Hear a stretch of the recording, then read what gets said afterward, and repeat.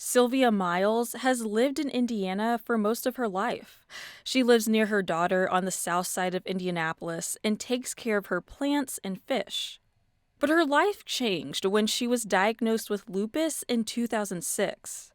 Lupus is a chronic autoimmune disease that causes the immune system to attack healthy tissue, including kidneys. Miles was later diagnosed with advanced kidney disease. She needed a kidney transplant.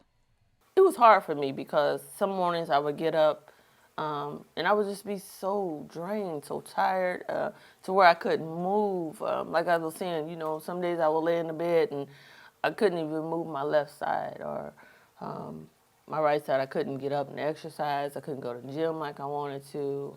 She became so weak, she often couldn't go to work. People like Miles wait an average of 5 years to get a kidney transplant, and they're often on dialysis while they wait. That's because of a national organ shortage. And it's affecting a lot of people. 37 million people in the United States live with chronic kidney disease, and it's one of the leading causes of death in the country. Medicare covers the costs, but it comes with a hefty price tag. A very sick patient on dialysis could cost the government up to $250,000 a year. That number varies based on, the health of the patient. Over a course of 10 years, that's over $2.5 million. Most kidney donations come from people who were recently deceased. Once a kidney is removed from the body, it's placed on ice in a styrofoam cooler and transported to where it's needed. That's when a clock starts ticking. Every organ has a time limit outside the body. Kidneys are around 20 hours.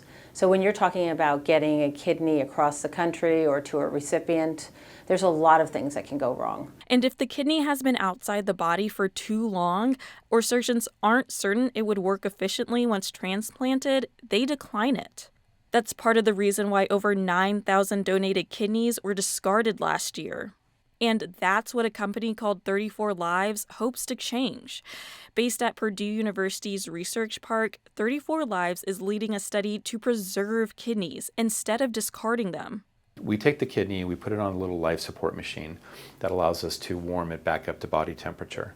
And the reason why we do that is because as it's warm, we almost trick it into thinking it's still inside a body. They provide each kidney with nutrients so it can heal itself. They also provide nearly 3 dozen tests to determine how well it works. That allows transplant surgeons to make more informed decisions and help more patients. The figure that we have is every kidney transplanted into a patient saves Medicare about $2.5 million. So far, 34 Lives has been able to get 83 kidneys to transplant surgeons who have transplanted them into patients at nearly a dozen hospitals across the country, including in Indiana, Ohio, Illinois, Wisconsin, North Carolina, Arkansas, New York, and Massachusetts. One of their first kidneys went to Sylvia Miles. I just prayed and asked God, hey, just let me live long enough to see my daughter graduate, even if I don't get a kidney, just let me live long enough or stay healthy enough to see her walk down the aisle. Miles got a kidney from 34 Lives a few days after her daughter graduated. 34 Lives hopes to expand to roughly 5 locations across the country. Our goal is to save at least 50% of the kidneys that go discarded within 4 to 5 years. So if you're talking about 9,000 kidneys, that's about 4,500 kidneys a year, over 300 kidneys a month. It will take 34 Lives to be able to grow during that period of time, to have different locations, to build teams across the country, to be able to meet the needs across the United States. The company received a $44 million award last year to help boost their efforts. The money came from the Advanced Research Projects Agency for Health, a federal investment agency. Imagine a future where we didn't have to do dialysis at all because we had enough kidneys for everybody, and we can turn around somebody in crisis who needs a kidney, in days to weeks. Dr. Renee Wagerson was the head of that agency before the Trump administration let her go in February. The Trump administration has made numerous changes to federal research funding.